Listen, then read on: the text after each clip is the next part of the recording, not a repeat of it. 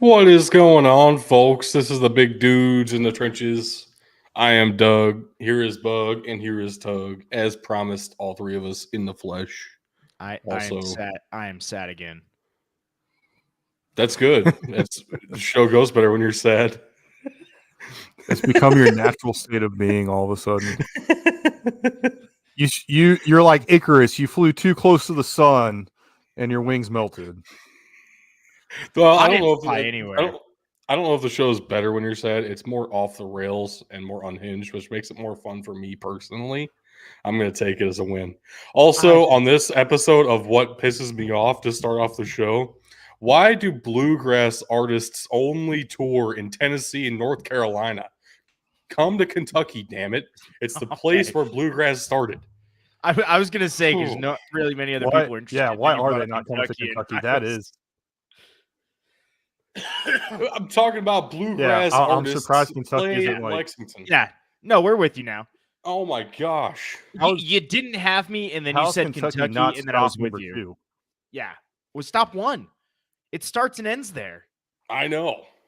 Loop back around. Do Kentucky again. It should start and end in Kentucky. It's the bluegrass state. Yeah. It's not because of the actual grass.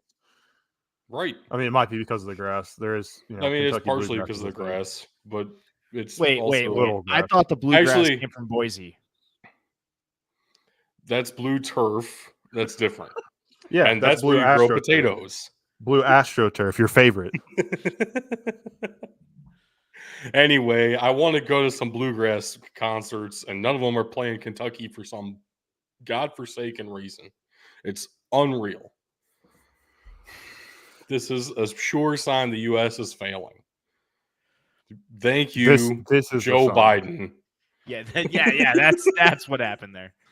But hey, the economy isn't awful for everybody because Jimbo Fisher is getting $77 million. Oh my God, the economy failed everyone here. All right, so 2 points here. First of all, when I researched this, I accidentally typed Jumbo Fisher, and it was a way better experience. All right, well.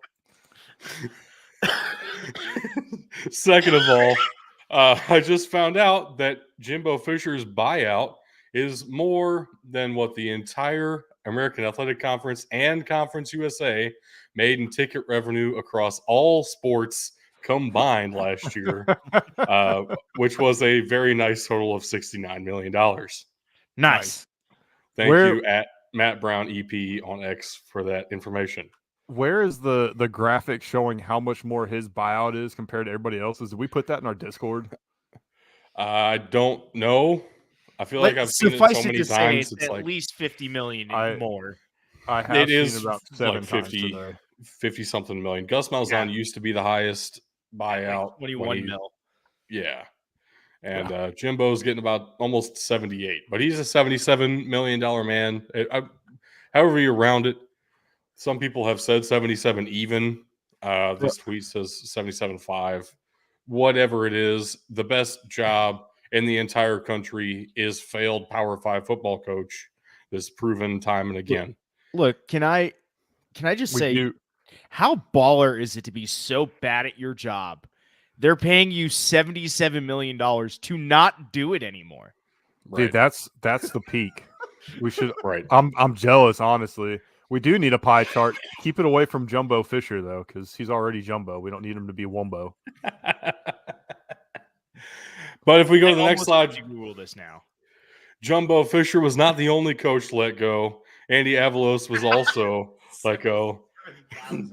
Not the $77 million man, more like the $77,000 man. He will probably get another coordinator job somewhere. Honestly, would love this hire for USC. If Andy Avalos leads their defense, I could see that working out pretty well. Yeah. I don't think this Boise State team is bad either.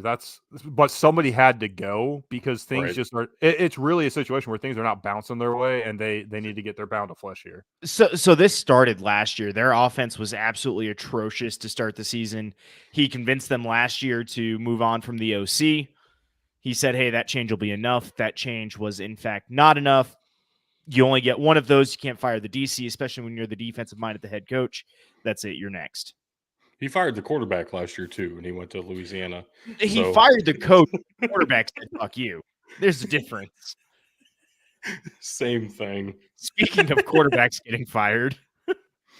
Well, no, actually, next we're on. going to move on to Chuck Priori, the $7,700 man. Now, to be fair, Chuck Priori led Stony Brook since 2006. The man's been there a very long time.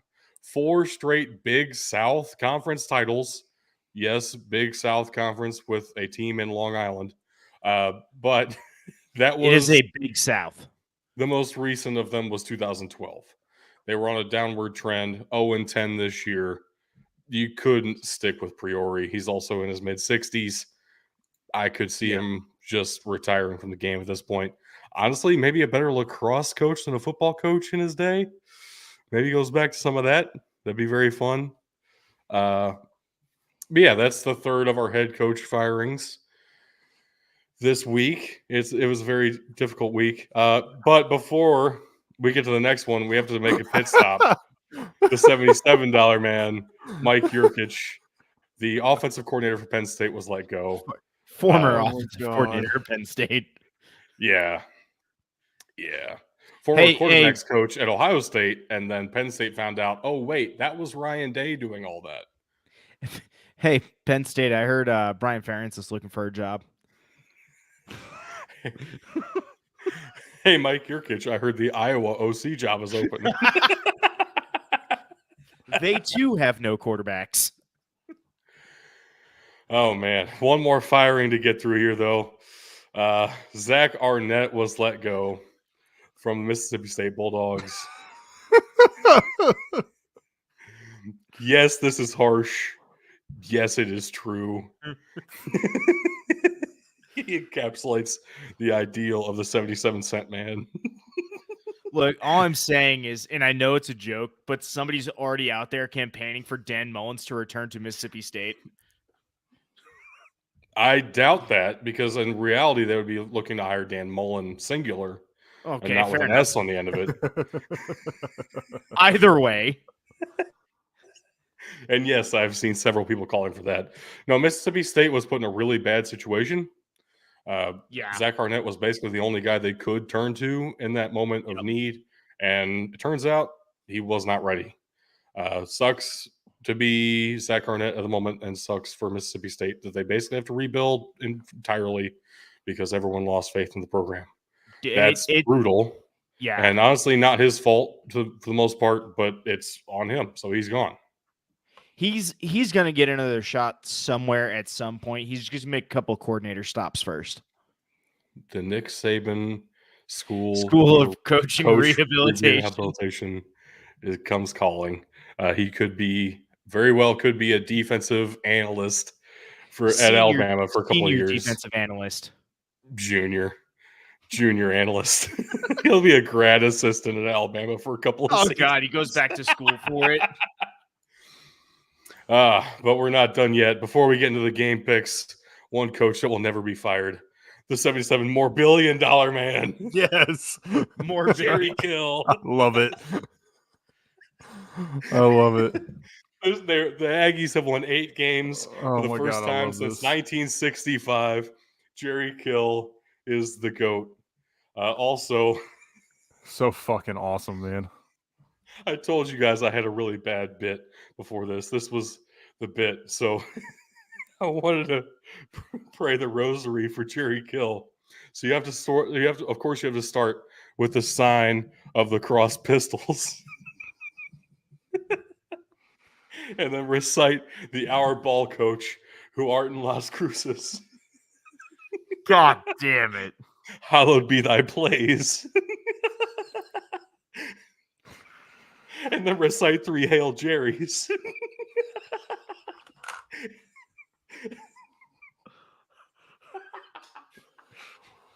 Oh my God, why? Of all people, I thought you would love this, like as it's happening.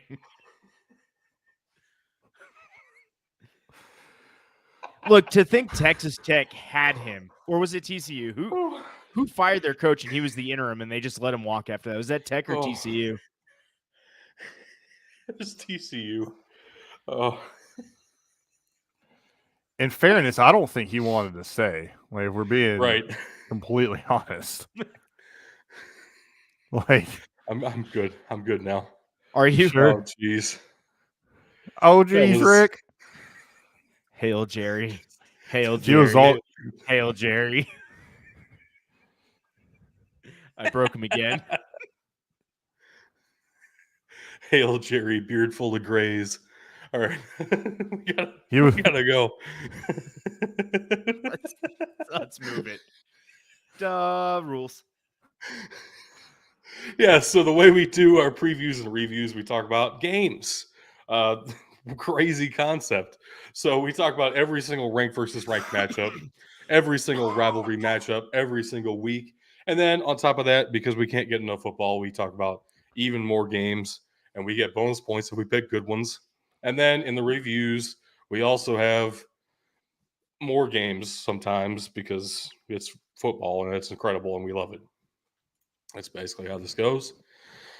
We've only gone to a poll on X twice this season, but if it does happen, follow us at BDT Football and vote in those polls. It would help I'm us. starting to very think much. I'm way too nice to y'all because I'm the only one who gets thrown to X. Yes. Yeah. Yeah. Yeah, but it's also felt realistic. At least every time that we've done it, it's been like, that's really debatable. So we'll see. We'll see what happens. I'm currently in the lead, but not by much. And Dun it. Dun it. yeah, we'll see how that holds up this week. So I don't want to talk about it anyway. Rank versus rank matchups. Of course, we are now using college football playoff rankings and the Stats Perform FCS Top 25. The FCS Playoff Committee doesn't put out a top 25, so we use the next best thing, one of the polls that they use to determine the playoff bracket. Starting us off here, number 1, South Dakota State at number 22, Youngstown State. South Dakota State dominates. Once again, showing why they are the number one team in the nation. Yeah. I think this is the first time in about 2 weeks where they've actually dominated somebody. So yeah, once again showing why they're the number one team in the nation. But they had some real tests, and I was expecting this one to be similar, especially with the way Youngstown State's been playing at home this year, and it just it wasn't. And they sure did talk a good game beforehand, the Penguins, that is, saying the Jackrabbits were nothing special. You know, they played a pretty regular defense. That's fair, but they're really good at playing that regular defense. Yeah. That's the problem. You have to be able to score on that regular ass defense, and they didn't. So bad look for them. South Dakota State moves to 10-0 now and has clinched the Missouri Valley Conference title and one of the automatic qualifiers, the FCS playoffs. Even though they wouldn't have needed it, they'd be in anyway. But it's the Rabbits; they're inevitable. It's nice to get that auto qualifier going into week 11. Right. One more week to go in the FCS season. Doesn't even matter. You're already in. Next up here, number 3, Michigan Wolverines at number 10, Penn State. Game looked startlingly similar to the Penn State-Ohio State game. Just this one happened to be in-state college. 24-15 is your final score for the Wolverines. But, yeah, it was a garbage time score for Penn State again. Penn State is squarely in the number 3 spot in the Big Ten. And with the additions of Oregon, Washington, USC, UCLA, they might be slipping even further. Are they 7-2 then? Yes. Penn State's or 8-2. 8-2. Okay. Now he doesn't update the records after the week so we could see where they were. Yeah. Okay. Yeah. Look, it was actually a decent game for most of it. Penn State let Michigan get away with it. My one thing in this, though, is, my God, what are they doing up in Michigan? Their interim head coach was damn near crying in the post-game presser as if It sounded like Jim Harbaugh died. Like if you woke up from a coma and just saw, like if you woke from a coma and you obviously couldn't watch the game because I know they were talking about how Jim Harbaugh was suspended. But if you woke up and the first thing you turn on the TV is that interview, you're opening your phone to read Jim Harbaugh's obituary. Yeah. There's no other way around it. But as is destiny, the Big Ten East comes down to the game in 2 weeks. Doug, I got to ask you. Okay with. Yeah. I got to ask you, if Ohio State loses the game this year, is that it for Ryan Day? Because sure, he might have bought him some grace on the last two with this cheating scandal coming out from Michigan. But then to come into this next one and Jim Harbaugh is not even allowed to coach the game. I personally think Jim Harbaugh will be on the sideline for that game. That's very probable. Yeah. With the temporary restraining order that the university filed. What is also true is that fans have been calling for Ryan Day's head for the last 2 years anyway. Yeah. It would be really tough to justify bringing him back if they lose a third year in a row now with no excuses at all. I understand Kyle McCord this is his first year starting, but he's actually played pretty really dang well. Yeah. And is up there statistically alongside, if not better than, J.J. McCarthy as the best quarterback in the Big Ten. Just nobody's talking about it that way. You can't lean on that at all. So it kind of depends on what happens after the game, right? If Ohio State makes the playoff again and wins, he's safe. But if we come out and stink it up in the Orange Bowl against Louisville, for example, as some people have us projected going to, should we lose the game? Yeah, I don't know that there's a great path to recovery for Ryan Day. The only reason I think I would buy any stock in this restraining order, meaning a lick of shit, is because it's against the Big Ten and not the NCAA. Because if it was the NCAA, they'd be like, all right, cool, we're going to get this resolved tomorrow so we can fuck you more, just like they've done with other teams. And I don't know, players who received money from somebody or, got donations back when they were in fucking junior high and then couldn't play because, they received money from a donor at some point. First of all, lick of shit sounds awful. Second of all, they'll be filing it in the state of Michigan where judges are elected and they all went to the University of Michigan. Correct. So they're going to grant it. It's just about the appeal process, but the appeal process takes longer than it takes to coach these games. It'll take longer than 2 weeks to get an appeal heard, which at that point, why even file the appeal? That's why we've talked about this. I have my tinfoil cap on for this one. They suspended him on Fridays. That way they could not get it in by Saturday. But I fully expect that the Big Ten expected the TRO, but wanted to look like they were doing something. My little tinfoil cap sitting there on. There's nothing fucking tinfoil cap about it at all. That's exactly what they fucking did. No, but I think it was more intentional. I don't think it was actually like, oh, we're going to suspend him. It was, hey, we're going to please the rest of the conference. You fucking think? Because they're going to let him coach during the fucking week anyway. Well, they never expected him to not be able to coach, to not be sitting out this next game. Again, this is why I'm sitting here and everyone else is freaking out. Like you and I, like we all might see the truth, but everyone else is freaking out that this is unprecedented. The Big Ten never punishes any coach before the NCAA comes out. And I'm sitting there going, that's great and all. That's not a punishment. They gave him a day off. And I'll be honest with you, it would not surprise me if he's sitting there somehow phoned into the headset helping them out too, which I know would also be highly illegal. But clearly Michigan doesn't care. At this point, I hope that's what happens because it would be extra illegal. It'd be great. Did you see the alleged Biff Poggi comments? Mm-hmm. Yeah, we talked about it last episode. Did we?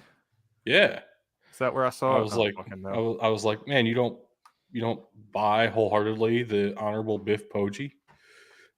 No, we were talking about Biff Poggi talking it's specifically about Charlotte.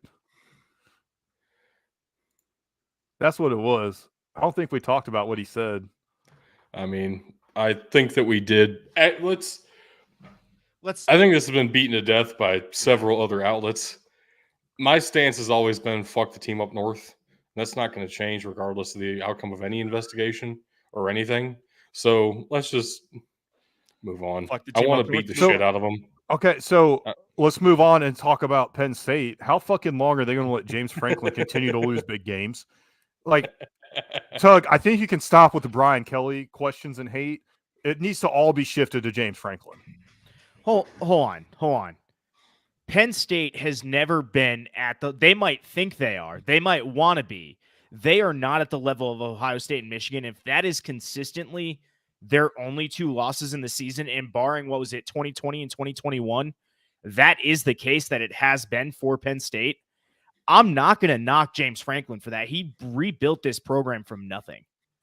They took everything away after that whole Joe Pa situation, deservedly so. And he has rebuilt this program. You guys keep telling me how Air Force never to move on from Troy because of what Troy does there. Penn State's, they want to be on the same level as Michigan and Ohio State, but they're not. If those are your only 2 losses. He's 1-12 all time. 7th all time in the NCAA in wins. 7th all time in bowl game win percentage. 11th out of any team in NCAA history in consensus All-Americans. 7th all time in NFL draft picks. Penn State has a history of very high level success. They are not okay with being number 3 ever. And they are 1-12 too long. 1-12 against top 5 teams under James Franklin. They haven't beaten Ohio State since 2016. They're not okay with this. I get it. What I'm saying is I don't see them moving on from him. And again, a lot of it comes down to what he has been able to build that program after all of their sanctions. Is that really on James Franklin, or is that a little bit on Bill O'Brien? It might be a little bit, but you're right. It might be a little bit on Bill O'Brien. There might be some because he started it. James Franklin, as far as all the Penn State faithful are concerned, is the dude who brought them back. A lot of those stats he brought up are true. A lot of those faithful are now calling for them to move on because James Franklin can't get it done. And to answer your question, we already talked about how much time he has left. We just saw it with Boise State. First year, you can buy some time by calling for the firing of your offensive coordinator. The next year, you don't fix it. It's your head on the line. That's true. That's true. That's a potential way to look at this. I'm just saying I feel like that administration sees what he has done for that program. And while he hasn't brought them to new heights, yes, you are not one of the 3 teams out of the Big Ten that have gone to out of the Big Ten East that have gone to the college football playoff. Mm-hmm. Yeah, that doesn't sit well with them. I get that. They want to be number 1 or number 2. They want to be in there with the conversation. The fact of the matter is, Doug, and a lot of what you had just brought up is holdover from before the sanctions. Right. Okay. Okay, but here's another element, though, and I think you should consider this too. If the 12-team playoff had been in place since 2014, Penn State would have been in 6 times. And they're sick and tired of being the also ran, and they're so damn close every year, they cannot get over the hump. And there is something to be said for being at the peak of the hill, right? And if that's all that Penn State's willing to spend on their program is 10 wins worth of money, then so be it. But that's not the way they spend money. So they're expecting, and there comes a time to get over the hump eventually. There comes a time where you do have to move on. What I am saying is, yes, I do think James Franklin, unless he gets a Big Ten championship, a legit Big Ten championship, yes, his time is running out. However, I don't think he's as bad or overrated as people think he is. Penn State is not consistently, I'll say, top 10 in recruiting classes. They're kind of sitting there in their top 25, don't get me wrong. But as far as I know, and Doug, correct me if I'm wrong, because I know you know this, they're not usually a top 10 recruiting program. So he's developing these guys That's basically a from behind. tough distinction. I don't know if they're top 10 consistently or not. I know they are. I know they're top 20 every 25, single year, but and what I'm at least top 15 the vast majority of the time.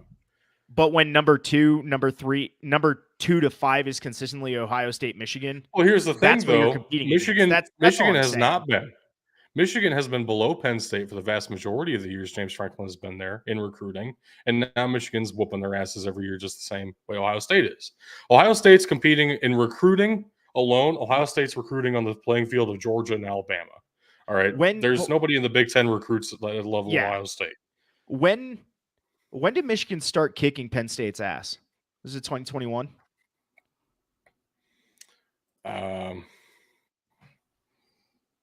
I don't know that off the top of my head. The reason I asked it because now you need to look at that because it has not been consistently. I knew that's where you're coming. Yeah, it has not been that Michigan has consistently beat Penn State. It's that a ranked Michigan has consistently beat Penn State. There is a distinction there. Another thing to consider. Current win streak is 3 for Michigan. 2021. But they were back and forth before then. It wasn't like either side was dominating. But it wasn't necessarily that James Franklin was taking hits there. Like the record everyone talks about is James Franklin's record against ranked opponents. And I think that's probably a more valid argument. But I would say too, if you are Penn State and you're considering moving on from James Franklin, keep in mind you're considering moving on from a coach who, by and large, wins and isn't. I mean, it's a 9-point loss. It's not a 1-possession game. Like there's still work to be done, and you did it. You lost this one at home. But if you move on from a coach who wins, who are you going to get to fill that spot that you know is going to be better on day one? I think that's the biggest thing that they have to fucking grapple with. Jimbo Fisher. I know a guy who just became available as a national championship pedigree. He'll take a cheap contract because he's already getting paid. You know what? Hey, I will be honest. I fully believe that half of Jimbo Fisher's problems, not to reopen this can of worms, but it's all the Penn State or not Penn State, Texas A&M donors are like, the boosters. Hey, we just we're giving this dude $5 million to play football here. Why isn't he on the field? Yeah, If I'm Jimbo Fisher, I'm blasting the media with this shit for the rest of the fucking season, going into recruiting season to make sure nobody wants that fucking job. But to go back to the recruiting question, I see in James Franklin's era, there have been 2 top 10 classes and only 1 outside of the top 20. So they're consistently that 6 to 15 range. No, they're consistently that 11 to 15 range. They had that 1-6. You can't call that 1-6. They had 2 6s. I thought you said they were 1 top 10. Nope, they had 2 top 10 and 1 below the top 20. Anyway, that's way too fucking long on a game that was not even that close, really. And we didn't even talk about the game. There's really not much to talk about. Michigan won. Blake Corum scored all the touchdowns that there are.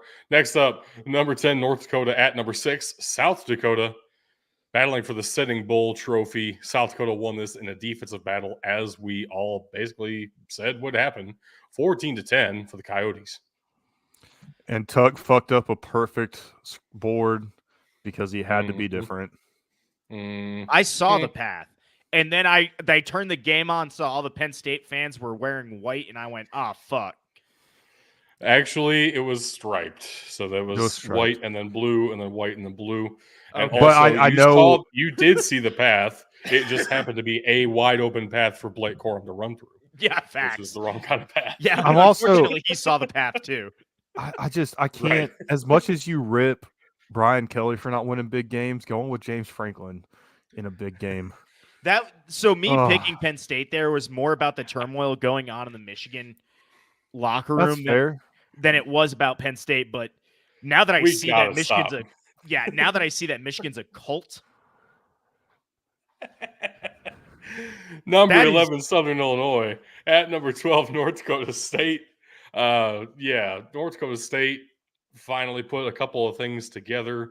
Southern Illinois really doesn't look like the same team on the road as they do at home, unfortunately. It looked good for the first quarter. First quarter was great. It was great football. Unfortunately, there are 4 quarters of football. There are 4 quarters of football. That usually brings teams down when they don't play the rest of the quarters of football. Oh, that happened in one of my games. That's unfortunate when it happens. Get there. Next up, number 18, Utah. At number 5, Washington. A really good back-and-forth game. Washington got one more stop than Utah did. Washington's starting to scare me, though. This is another game where they have been within a 1 possession where they should have really taken control. Washington's starting to scare me with how much they're kind of flirting with disaster. This is the Pac-12 beating up on itself. This is what everybody talks about. And even though Utah, it's not over yet. Even though Utah is, verifiably not a good team, it is objectively a team of backups. They're still really fucking good, and they play really fucking hard. Next up, number 13, Tennessee. At number 14, Missouri. You know what? I resent that you put an X over Memphis because they won their game, even though my pick turned into Tennessee. Yeah. I resent that you didn't just change it to Tennessee there. Tough. Yeah, but you picked Memphis in this game of Tennessee versus Missouri, and you lost your pick. So it factually correct. Missouri won 36-7. Bug, you want to explain what happened here with your shenanigans? So what was awesome was I needed to watch one play and see which way either team was going. And the best part about it was Missouri was going towards the south end zone, the good end zone for them, which meant they would end the game going towards the north end zone, which the game needs to be close for that to be a factor. And I couldn't really, wait until the fourth quarter and be like, you know what? They're going towards the north end zone. I'm still going to take Tennessee. Like that'd have been, right. I would have, but in fairness, I did it early in the game. And what was perfect is they're going towards the south end zone and they throw a pick. I was like, that was the best play of the game for me to fucking watch. I was done with this one. And it didn't work out for you. It did not. It did not. That's basically how that turned out. It was Missouri awesome for about 5 seconds, though. Missouri looked bad for all of that 5 seconds, and then they looked great for the other 59 minutes and 55 seconds. Bug, I figured out how to get how to get Tennessee to lose. Watch a single play of all of their games. Don't tempt me. Next up, number 9, Ole Miss. At number 2, Georgia.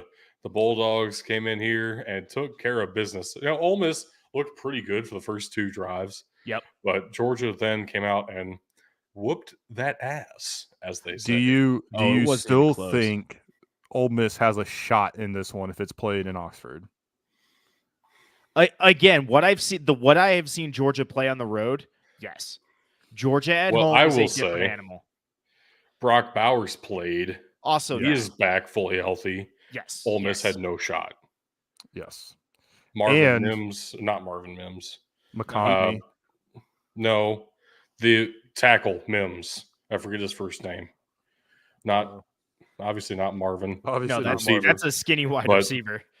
The one tackle, last name's Mims. Like going to be a first round tackle out of Georgia. He was healthy and he played, so Georgia was going to be fine. Anyway, moving right along to the rivalry games, because that's all we had for ranked versus ranked matchups. Starting off with the rivalries, though, we had to look at Friday night, North Texas at SMU in the Safeway Bowl. And this is another game that looked pretty close for a little bit there. And then SMU pulled away 45-21. The Pony Express is all ready for the ACC. They had the Pony. What was it? They had some ACC memes or like some shit on their tents already. Oh, God. They're so ready to be done with the American, apparently, which is weird because this is their best season in the American, and they might have a shot to actually play in the title game for once. So I would recommend focusing on that if I were the team. Yeah, it's going to be the last good season they have for a fucking while. So yeah, I don't know. I don't know. Maybe we'll see SMU come out and like bitch slap Clemson. Depends how much they pay their players. legally now. Legally. They're paying before we it had was to go cool. legal. Or legal. Clemson is not built on NIL. They're built on the name, image, and likeness of Christ, as Dabo said. So SMU can use the NIL money to actually get players. On Saturday, the rivalries looked like this, starting off with Yale at Princeton, the second of the big three matchups. The Ivy's like bonus football, I see. Oh, yeah. This one went to double overtime. Yale does pull it out 36-28, stopping Princeton in that last frame. And this will go down to the game to determine the winner of the Big Three and determine the outright winner of the Ivy League and determine the winner of the game. So Harvard-Yale is a massive one next week. I thought I had seen somewhere that Harvard already clinched the Ivy. They have clinched at least a share of the Ivy. Even if they did, who fucking cares? Because they're not going to do anything with it. Moving right along. Should be an AQ. Wow. Next up, Georgia Tech at Clemson. I guess we are moving right along. Clemson won this one handily, 42-21. Really wasn't even that close. Weird as that sounds. I picked Georgia Tech because I felt like it, and I wanted Clemson to lose. It really did not work out for me. No, it didn't. It didn't. Nothing else I can say to that one. Clemson, this was their best game ever? Dabo Sweeney unlocked the inner workings of everything and has this team working terrifically now. Except for that one fake punt. Unfortunately, that needed to happen back in August. Yeah, that would have helped them quite a bit. But, they're bowl eligible now. Yeah. So good on them. Next up here, Penn at Harvard. We all picked Harvard, and man, did they make it sweaty. This was a 2-point game in the 2-point shootout of triple overtime.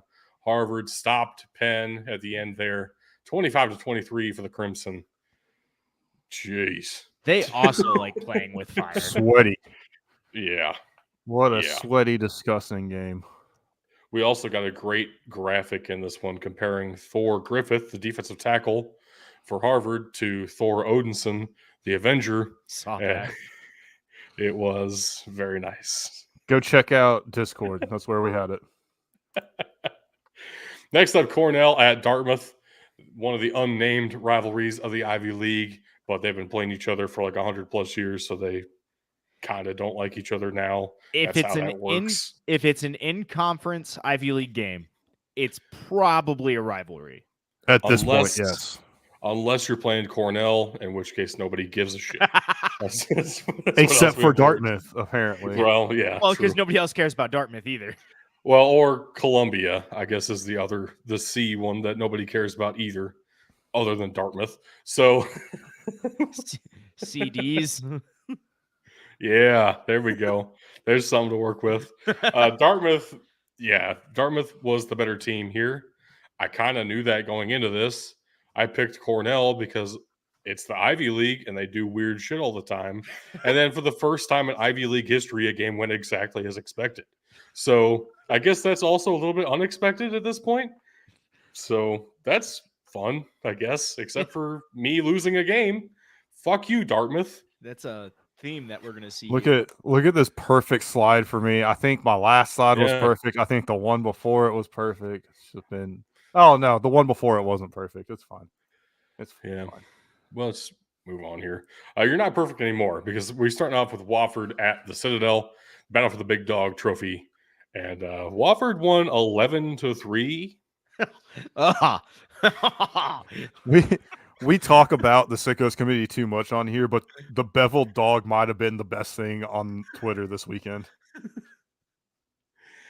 And it was won 11-3. Like, that is the perfect encapsulation of what it means to be a Sickos game. Facts. Oh, geez. What an experience. So disgusting. Doug, I am upset with you for this next game. You forgot your number one rule. if the game is on CW, NC State wins. That has never been my rule. You've Well, made it this should my be. rule. It's not It my should rule. be. They're 7-0 on the CW. My rule has always been if it's on the CW, the game's going to be weird. And it was, because who would have picked NC State to win 26-6? Holy shit, Wake Forest couldn't even move the ball after they almost beat Clemson. And they were looking really good against almost everybody they've played this year, even though they're now 4-6. Fucking gross. Yeah, NC State is so weird. NC State, They're perfect for the CW. Yes, They are crazy for the CW. It's crazy. Oh my gosh, NC State. I respect them so much, and I do not understand them still. You They respect them and you perplex me hate to no them. end. Yeah, a little bit. Next up here, at least I got one right. Hey, you got one. Pitt at Syracuse here. Garrett Schrader was healthy, which helped a lot. As a matter of fact, he was a little bit too confident in his health for my liking. Lined up at wide receiver and did a backflip instead of blocking anybody on a play.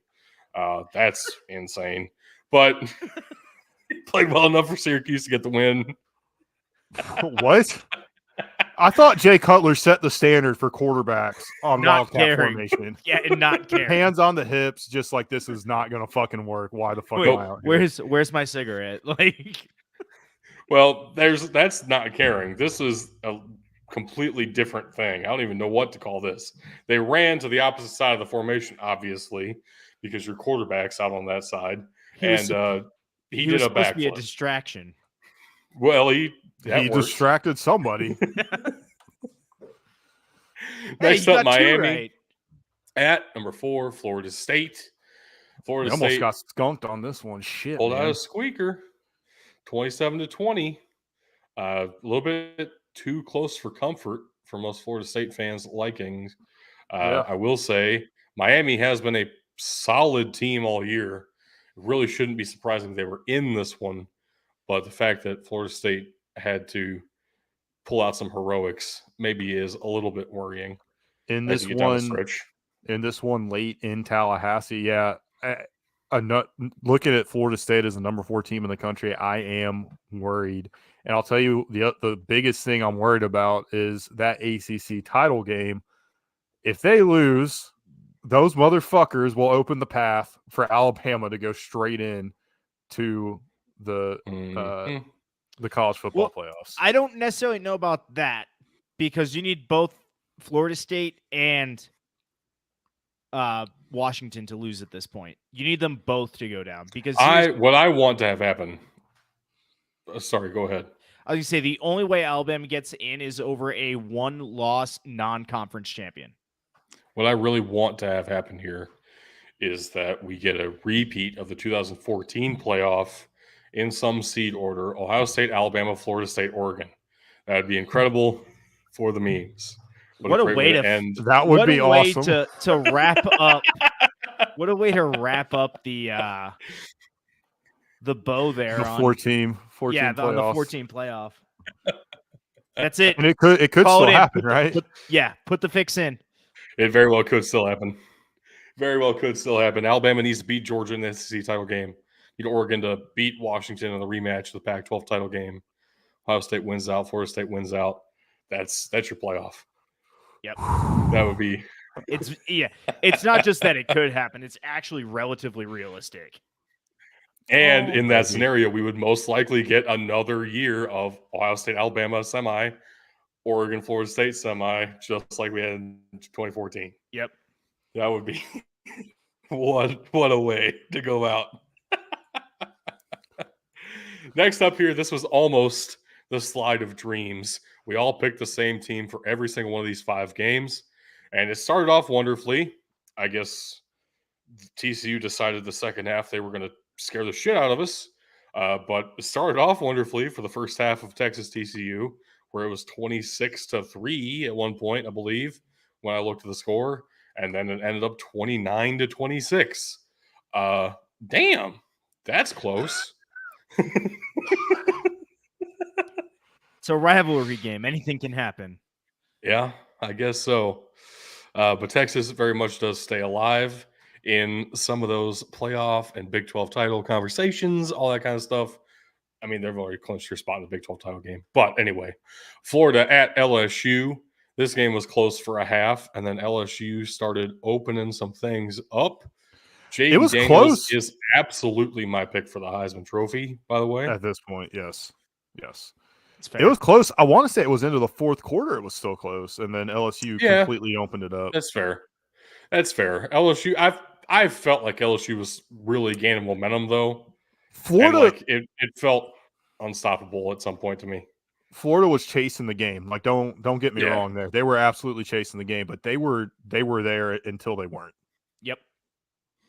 That is usually how that Yeah, goes. that's how it goes. I said yup and had to think about it for a second. You're welcome for the free point on this one, Tug, by the way. You were so close to picking Duke. I was so close to being right, too. But you weren't. You weren't. Until I told you need to make it North Carolina so we could have a nearly perfect slide. A shot at greatness. Anyway, we went 3 for 3 to start off here. Let's focus on the positives. This one went to double overtime. Hell of a game. I watched the majority of this game while I was in the stands at Georgia Southern at Marshall. But it was worth it. North Carolina does win this one in double overtime, 47-45. Gotta say, there was a missed call in that second overtime for North Carolina. They had an offensive lineman up the field on that 2-point play, and the ref didn't call it. But which is a big deal anyway. Which is a big deal, though, because they convert it, and then Duke does not convert their 2-point conversion. So, I got to say, though, that was it that game or was it a different one where it was the best reverse? This was a pretty good reverse pump fake. It looked like he was going to run and then did a jump pass. I think Drake May had like 3 of those in this game alone. So, yeah. I don't know if it's that exact play you're thinking of, but one of the plays this game. Yeah. My analysis on this, though, kind of held true, where Duke has played its best football with or without Riley Leonard in the Tobacco Road series. I mean, yeah, that's true. That's true. But they lost, and you're welcome for the free point. So, suck it up. Next up here, Mountain West. Yeah, Fresno State at San Jose State. I was very close to taking San Jose State in this one for some reason, and I didn't trust myself. I went with the Bulldogs because it felt like the safer pick, and it fucking wasn't because the San Jose Spartans decided that they were going to show up big time here, and I am mad a little bit. 42-18, San Jose State. Unreal. No special meme. There it is. Okay. Yeah. So what are we getting on the next one? You know what we're getting. A giant blue falcon because Hawaii took down Air Force. Look. I got one to say. Well, 2. 1, stop looking ahead to your next opponent. You've done this for 2 weeks, and you dropped 2 games in a row to 2-win teams. 2. Now it was always the 3 and 4-win teams. Yeah, it was always the Armed Forces. It was everyone's out here talking all this other stuff. Yeah. It was always the Armed Forces Bowl, which is slightly better. Which is slightly better than when I first got to the academy. It was always the famous Idaho Potato Bowl. Yep. But God, this team frustrates me so much. At least in this game, there is a little bit of an excuse. The Zach Larrier went down again. That's going to hurt us going into next week. With whoever wins UNLV, Air Force will probably clinch their spot in the Mountain West title game.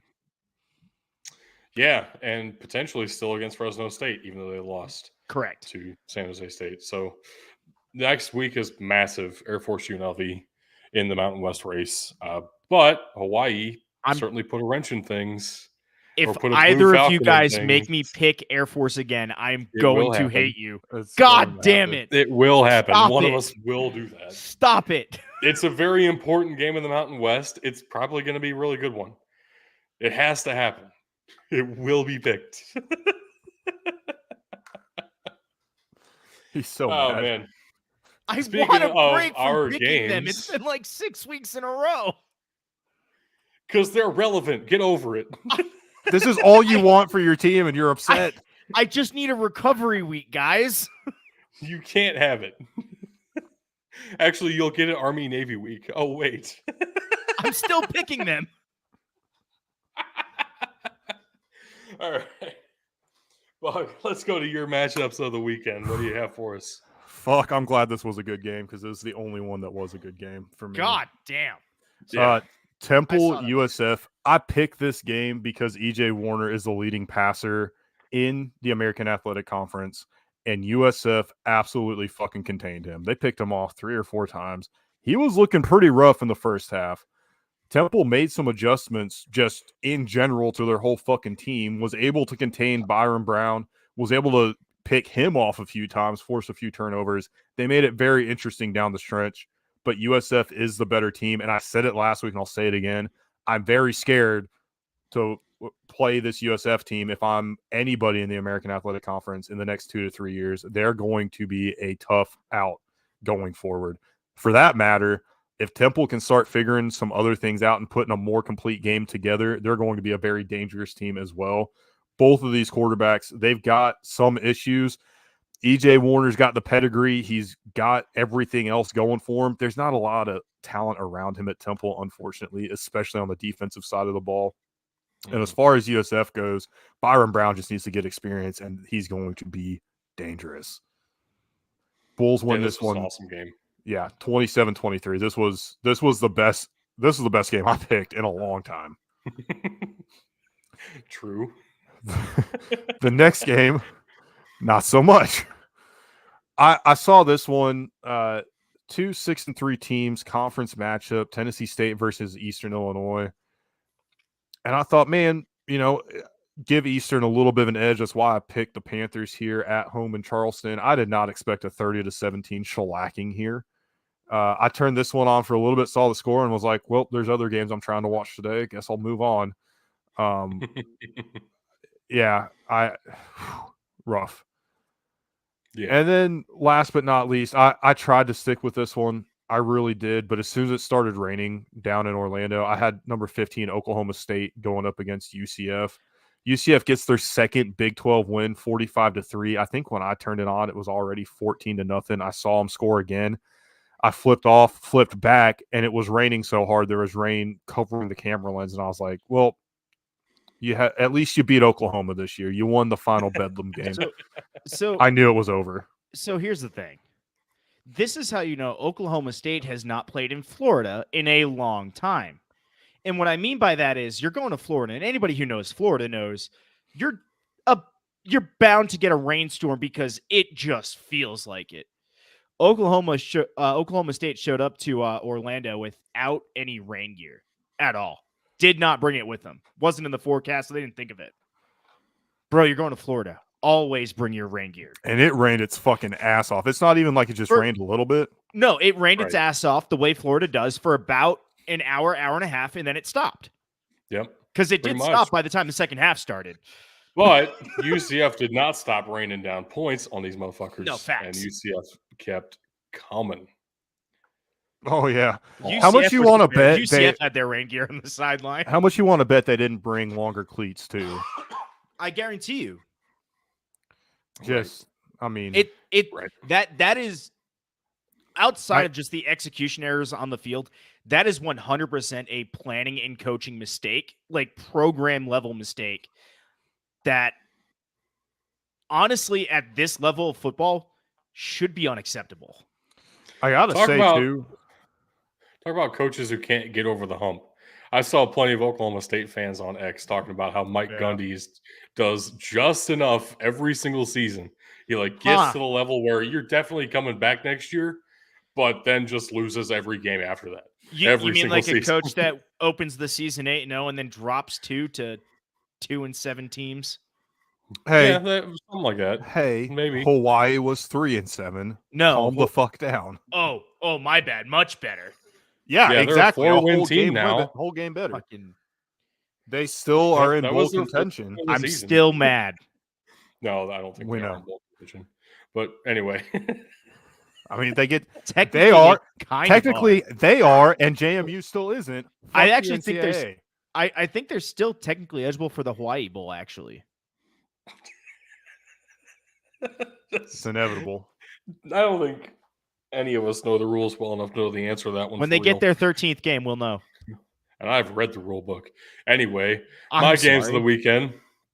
Starting off here in the Patriot Fordham at number 25 at the time, Lafayette. And Lafayette kind of beat the piss out of Fordham. Not going to lie. This was an 8-point final score. It took Fordham a garbage time touchdown with 2 minutes left in the game to make this look good. Lafayette controlled this one. I did not expect that at all. The Leopards are apparently for real. And if they win the rivalry next week, they will be in the FCS playoffs. So that's pretty awesome. But also, holy shit, did not expect that. That's why we watch football. We don't look at it in the score on the stat lines. You can't read football, as the saying goes. Next up here, I had homecoming for the Western Kentucky Hilltoppers, and it got spoiled. New Mexico State. It got killed, one might say. You goaded me into taking New Mexico State, and it worked out for me. Your plan backfired on you, even if you were going to take. It's not even why I did that. It's like half the reason. No, he it's had not. the game Fuck circled you. from the beginning of the season. I had it circled since like May, and when the schedule came out. Oh man, New Mexico State won 38-29. Like I think there is an argument here that this was a pretty decent game, but New Mexico State just kind of handled things at the end there. I don't know. I'm not going to fight too hard for the point. It's just I think New Mexico State just did what good teams do. They closed the game out. I don't think that takes away from the rest of the game. I'd be willing to give you a good game on this one. One game I know there's no argument is a good game. UC Davis at Idaho State, which I got skunked on because I picked Idaho State to win in their home dome, but the dad bested the son.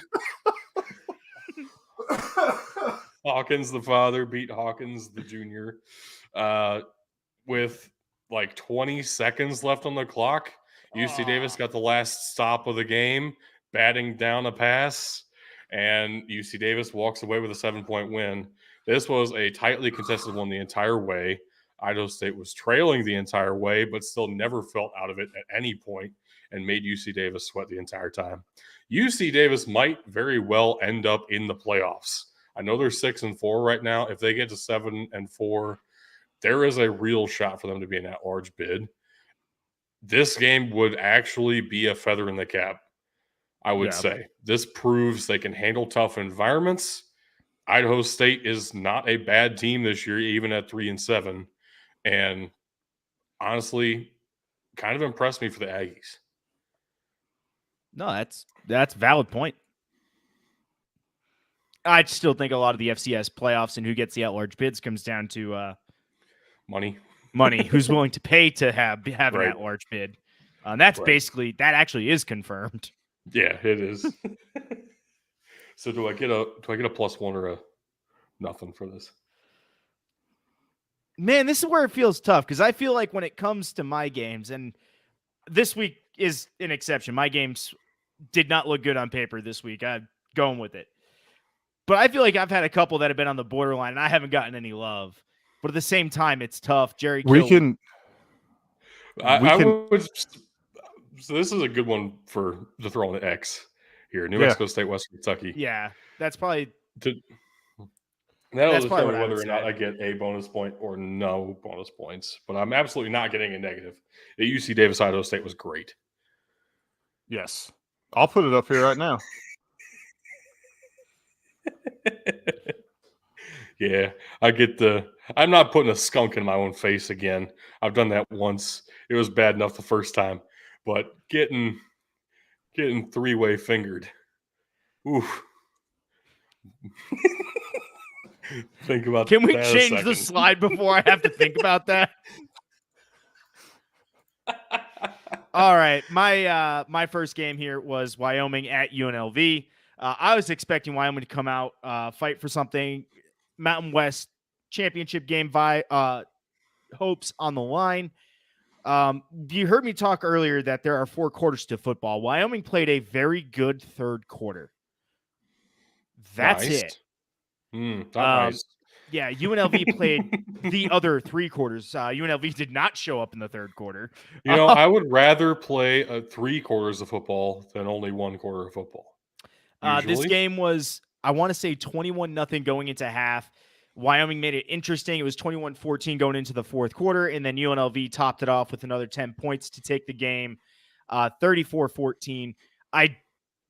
It's tough because that defense in the second half was a lot better, but UNLV was the answer in this game the whole way. There is no question. You could watch that first half and know which way this game was going. So they topped it off, and then they're also in Las Vegas where it's legal to get topped off. God damn it. Anyway, the next game I had on tap, we all got that right. We all picked UNLV.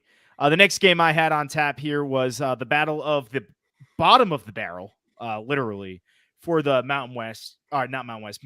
Missouri Valley. God damn. Missouri Valley Football Conference. Yeah. Thoughts, words, Western speech. Illinois at 0-9 was traveling down to Indiana State, also at 0-9. I was hoping for an ugly sickos type battle, but apparently Indiana State does in fact have an offense that occasionally shows up. Which, yes, Doug, as you are motioning for audio listeners, is exactly what you had said. Indiana State puts this one away, 27-6.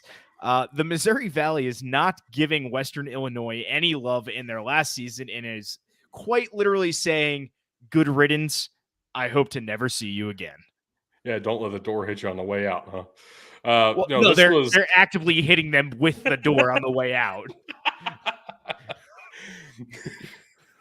It's nice to know that I can get one right every once in a while. After what happened, the carnage earlier this week, I called this game basically exactly to a T. Yeah, I love it. You did. Feels good. My final game, I did not call. Well, not only did you not call it, you called the exact wrong thing on this one. You had, and I quote, said, Georgia State plays much better at home. But Appalachian State is like an NC State. Oh my God, I want to see App State versus NC State on the CW. I couldn't handle it emotionally. App State is one of those teams where just weird things happen, and they have since 2007. Appalachian State goes down to Georgia State, wins it 42-14, moving on to 6-4, clinching bowl eligibility. Georgia State fallen to 6-4. Look, guys, I'm really upset at this because the way all of these games matched up, I thought I had a good shot at. And one team on every game just decided, no, there's no football this weekend. I'm not even going to ask. I know which way this is going. There's no way for me to try and disguise it or hide it. I'm just upset that I got let down by all these teams. You didn't have any good games, but you did pick some interesting matchups that made it difficult for us on Thursday. And, sometimes that's the best you can hope for. So no, because now I'm taking the -1. Which I enjoy. So thank you. And it makes up for the 1 point that I gave you when I told you to take North Carolina. And it ended up not mattering anyway. Terrible. For every step I get closer to you, I take another step back.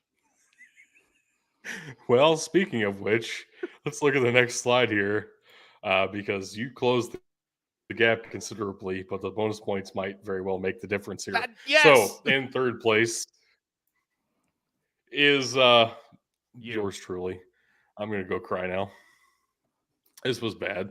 16-14 is my worst week ever. So, that's cool. Love that. Not really. You're over 500. Not good enough. You are over 500. It's not good enough. That's fine. That's the best we can In ask. fairness, we all are. Fate. Correct. I'm not okay with I didn't that. say he was the highest over 500. I just said he was, in fact, over 500.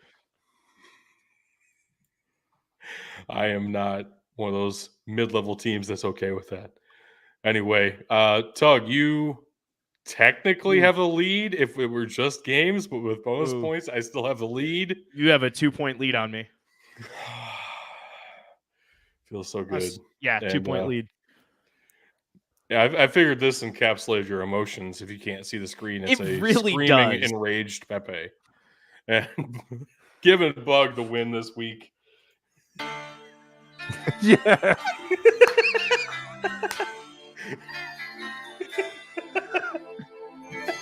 Oh, I love this. I love this so much. So, Bug, here's the thing. We're going to get DCM aid. Hold on. Go back. I need that showing again. Because, Bug, this is what we are exactly afraid of. You are now within striking distance of bowl season. Yeah, definitely. It's not going to happen. It will happen. It is currently happening. It is terrifying. Bug is inevitable, just like the Jackrabbits and just like Thanos himself. Ugh. Anyway. But wait, there's more, because obviously we haven't talked about football enough just yet in Week 11. We have a lot more matchups that were worth at least taking a glance at. Starting us off here on Thursday night, Virginia at Louisville was a crazy game. And if I weren't doing the show on Thursday night, I would have been there, because, damn, that place was electric. And there were a bunch of people at work that were going. And Look I at felt all of like these I was games I could getting have left out. taken. Yeah. Would have gone a lot better for you, but you didn't. Would have been a lot cooler if I did. One big ranked upset, Texas Tech over number 16 Kansas with a last second field goal, 16-13 for Texas Tech. That was a hard last second field goal in favor of the ranked team, Arizona over Colorado. And Colorado and Deion Sanders are still reeling. Tulane is playing things way too close for comfort. I can't believe there's no other Group of 5 team pushing them for the New Year's Six. SMU will. Tulsa is weird because they do this all the time, even when they're not good. They play the best teams in the conference really close and beat them sometimes. They play to their opponent. They play up or down to their opponent, which is a one game really on here bad that coaching was inconsistency. One game on this slide that was not close, but I put on here anyway. Northwestern beat Wisconsin 24-10. That just weirded me out enough. I had to put it on here. What the hell, Wisconsin? Aren't we still eligible for like a 4-way tie in the Big Ten West? I think we're still on track for a 7-way tie where Nebraska wins the division. I think that is still technically possible. I'm not sure. It's tough because Iowa won this weekend, and I know they had to lose, I think, for the 7-way. I don't know. At this point, who the hell knows? One game that's not on here that I did want to shout out, Maryland finally got to bowl eligibility. Sco Terps. Hey, October Maryland finally went away. After starting 5-0, it took them a month and a half to get that 6th win. Let's go. But they got it. It was 44-38 in Charlotte, not 44-28 in OT. Like that would have been a wild OT. It would have been an insane OT. Yeah, but it would have been illegal OT, which is the most sicko of all. Theoretically, you could win by up to, 13 in overtime? Yeah. Technically. Actually, 14 if you go for 2 and get it on the first one. True. That is possible. This slide is a lot more full than usual because I added a whole nother column because the FCS was incredible this week and nobody can tell me otherwise. I think we just need to start with the last game. We just need to start with the last game, Eastern Kentucky at Central Arkansas. Dude. I have watched the replay of that final Hail Mary about 5 times, and I still don't know how Central Arkansas comes up with the ball. I know, me either. I see it get batted down, and I lose it completely. And the next thing I know, the the two Central Arkansas receivers in the end zone have their hands up and are jumping up and down. Right? It doesn't make sense at all. Eastern Kentucky finds ways to lose. It irritates the shit out of me because I thought they were going to be good this year, and they kind of are, but they're also just kind of refuse to be good. They're snatching defeat from the jaws of victory. Unreal. St. Thomas is another one of those teams that I want to be granted early eligibility for the postseason and playoffs. It won't happen until 2026. I know. That's the worst. Brutal. I'm not even saying it needs to be this year, but like give them 24, 25. Like they have won this conference now 2 years in a row and get no love for it. Actually, they're probably not winning the conference. It feels like a de facto Pioneer title game when Drake and Butler play. I don't know. I don't think Butler actually still has a shot, but it's either Drake or Davidson, I think, really. Anyway, 3 ranked upsets this week of unranked teams. Number 4, Idaho lost to Weber State, 31-29. Northern Iowa lost to Missouri State, 35-16. Insane. And number 7, NC Central lost to Howard, 50-20. Not only does that put Howard in the driver's seat of the MEAC conference, it potentially gives NC Central a path to the FCS playoffs. Did they playoffs? This game? If Howard wins this week, Howard's in the Celebration Bowl, and NC Central could accept an at-large bid. I really feel like this is a thrown game. There's no way. I just want to say they need to the MEAC and the SWAC need to just petition the NCAA and figure out how to change their schedule to get the Celebration Bowl in before the playoffs, so we don't have to have NC Central or a team of their caliber like Jackson State last year, and for that matter, NC Central miss the playoffs or have to lose a random game like this just to be able to try and win a college championship. Crazy. I can't fathom that being the case, that they intentionally threw this game. Like, there's no coach in the world who's ever going to actually legitimately suggest that you do that on purpose. But damn, this would be the way to do it if you were going to do it. So it really worked out if that was the plan. Insane. Also, shout out to Tarleton State. Really under the radar all season for most folks. We've talked about them a couple of times. I don't feel like we've talked about them enough. Tarleton State out of the Southland has just looked pretty good this year and kind of exciting. Tarleton State has been a pleasant surprise this year all year. And like you said, they are turning it around, getting to be one of those better programs. Another one of those pleasant surprises would be Georgetown for me.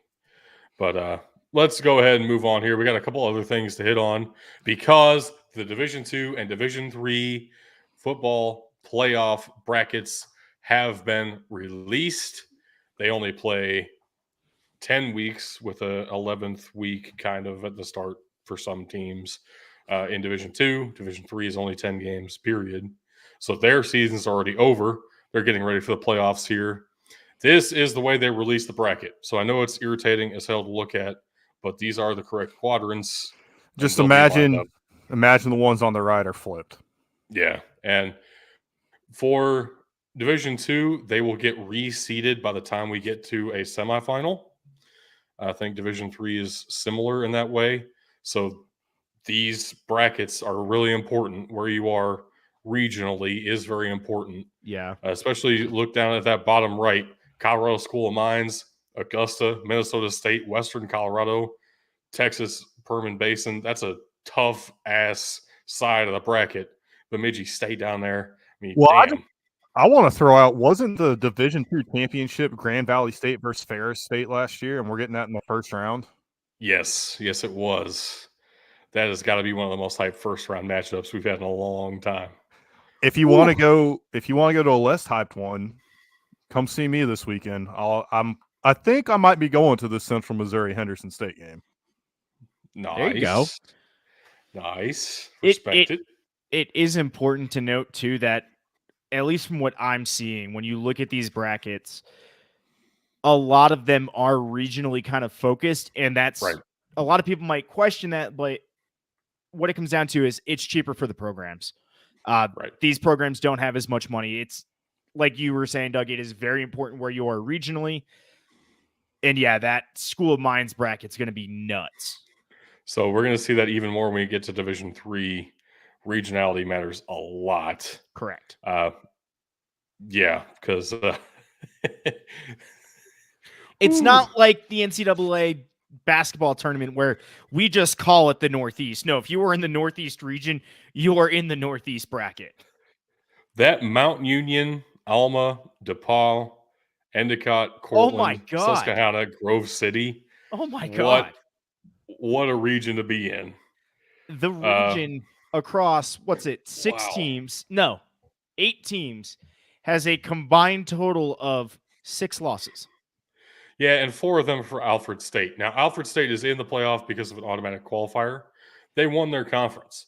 So it's a 6-4 team, but they've beaten the right teams to get here.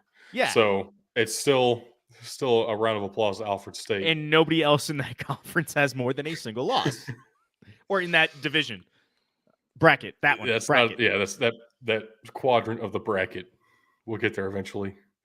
We got some other, recognizable names in here. We got Wisconsin Whitewater, Johns Hopkins, Wisconsin Lacrosse. Yeah, Hardin Simmons down there, 9-1. North Central and Mount Union have felt like the 2 powerhouses in Division III for a little while now. North Central doesn't look like it based on the way this bracket is set up. Not exactly seeded. It's a little bit more regional than that. Even when we get down to Division III, it's as regional as possible. But North Central is considered the number 1 team in the country right now. Mount Union number 2. So I feel like Wheaton was NAIA not all that long ago. That is very possible. Getting into Division III is a lot different than like elevating from a division to a different division. Joining the NCAA is not restricted in the same ways. So interesting. Very well could have been a couple of years ago. They want you to join the NCAA. They don't want you to move around inside the NCAA. Right. Theoretically, be a very bad idea, but theoretically, I believe you could go from NAI straight to Division I in the NCAA. Be like, playoff eligibility? Yeah, right away. Here you go. I don't know about that. That'd be sus. We'll see. Lincoln, it sounds California, like something the NCAA would do. It's not going well, but they're trying. Anyway, let's go ahead and talk about the prospect previews for this week. Had one offensive, one defensive prospect that I was looking forward to watching this weekend in a couple of big-time matchups. Starting us off here with Xavier Truss, offensive lineman for Georgia. You might have noticed compared to last episode, I added a position for him in 2023. That's because he started this game at right tackle. Then the next series, he came out and played left tackle and then went out for the rest of the game. Nobody talked about it, and I can't find any information about it anywhere, including from the school itself.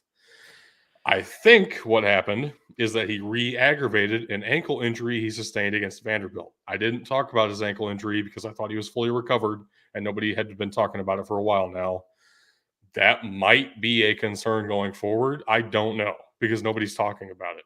So as far as I can tell right now, he seems to be a legitimately good prospect who can do 4 of the 5 positions of the offensive line. Wherever you want to plug and play him, he might be an adequate backup at least immediately in the NFL. So I'm going to go out and I'm going to throw out watch an out for ankle. Yeah, I'm going to go throw out an alternative explanation other than just doom and gloom. You said he was in for the first few series. Those are the series they needed him. After about that second, if not third series is when Georgia started to open the game up wildly. So even if he had tweaked his ankle slightly, I wouldn't put it past him to go, we need you. We're not going to play you. Yeah, I wouldn't say that, though, because after 2 series, it was 14-10. Like, Ole Miss was very much in the game at that point. It wasn't like Georgia wasn't really opening things up on them until midway in the second quarter. It could have been based on 2 series. When the trainers got back to the coach and said, hey, he could go. Here's your re-injury chance. that could have been after the turn had happened. I mean, sure. I don't know. I'm throwing out faith for a Rhode Island guy here. Okay, leave me alone. Sure. It will be something that gets looked at in the pre-draft process now, though. Is that Yeah, ankle. 100%. So just something to keep in mind, and why he's not a first-round pick. So, moving on to Josh Newton, quite a few things changed on this slide for Josh Newton. Adding another 140 yards allowed, adding the only touchdown allowed this season so far, and gaining about 10 points of completion percentage allowed in a single game. That is not good. Has he heard about his daddy, Quinn Ewers? Or his daddy, Xavier Worthy? It's Yeah, one of those he two. got introduced. So we had talked about my concern for Josh Newton was his speed. And this was a great matchup because Texas receivers have speed this year. And some corners can do without top end speed. It's true. Yeah. There are some corners who can work around that. Apparently, Josh Newton can't and has been beasting on some slow receivers in college football. And that scares me a lot for Josh Newton right now. It is possible something else was going on. He had an off day. Maybe he comes back from this. But damn, that looked awful. Like, legitimately, that was the worst game he has played in his career. Yeah. And I picked the worst time to highlight him. So, like, according to PFF, that was his worst graded game in his collegiate career. Legitimately. Holy shit. It's tough. I wish I had seen this. Did they put him man on man with Xavier Worthy? Because that's the one thing I said they absolutely could not do. But he did cover Worthy enough to get burned. So yeah, that's don't overestimate your even if you put a safety over the top, you get past the first guy, it's already very difficult to win that coverage matchup. So yep, brutal. Bad time for my prospect previews this week, must admit. But at least the Terps are bowl eligible. Terps. But before we get out here, stop. Wait a minute. I ain't finishing that. Why not? Because you would like it too much, Tug. And I'm all about the show is better when you're sad. As we said up top. I've been smiling for like all but 2 slides here, okay? I know. We got a couple of rivalry matchups middle of the week that we have to pick tonight before we get to Thursday, because these rivalries don't stop for nothing. One of them is in the MAC. One of them is in the FCS. Let's go ahead and look at how we're feeling for these midweek rivalries. Maybe.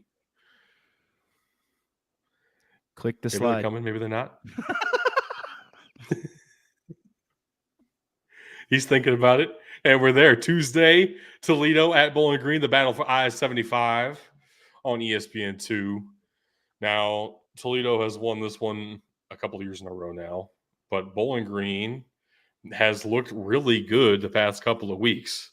Gotta say, it didn't stop me from taking the Rockets. I don't think it stopped you guys either, though. Toledo's just been on a different level this year. I'm surprised I know they don't play a lot of top-end competition. They don't get a lot of screen time, but I'm kind of surprised that Toledo's sitting, not even like being talked about for any of these other bowl options they have. I mean, they did lose to Illinois, so that is a Power 5 team. But it's Illinois. It's 2023 Illinois. So at the same time, it's understandable. On Thursday, as we are live with the show, this game will be going on. Nichols at Southeastern Louisiana. The Nichols Colonels have clinched an automatic qualifying spot in the FCS playoffs. They upset Incarnate Word earlier in the year and are currently undefeated in the Southland Conference. And they look to close out the season with a rivalry matchup, the River Bell Classic. Bug and I are both taking the Colonels in this one. But what are you thinking, Tug, with the Lions? The Lions have trended around after their game against Northwestern Louisiana. Actually, I think are they 3-1 or 3-0 since that game? They are 3-0 since that game. I will say though, those 3 opponents have been the worst 3 opponents in the conference. Yeah, but So- what gets dangerous for these teams is when they start to gain confidence and now they're playing at home on top of that. So you piece together 3 good wins, like whether they're wins over bad opponents or not, those are good wins when you started the season 0-7. Man, that's gonna be hard to contend with. Nichols has everything clinched. I'm guessing they're on a bye next week, which, if I had to guess, would have been their Northwestern State or Northwestern Louisiana game. This is the last week of FCS football, dude. I'm doing math wrong. Yeah, My bad. Wait. So Nichols is only going to get a 10th game. yeah, because there was one forfeit in there. Northwestern State. Yep. Yeah. Man, Southeastern Louisiana is going to go out, try and make a name, get play spoiler, even though Nichols has already clinched. It's going to be a good game. I'll take the home team with a lot more to gain from this than to lose from it. Yeah, I'm just thinking, siding with that confidence angle, go with a team who got their first playoff bid since 2016, I believe. But that party hangover, man, because they were. See, I don't think so. They clinched the playoff, but also they're heading into a rivalry. The coach is going to have them hyped as hell to be playing football again. Yeah. And it's should be a fun one. It'll be a fun one.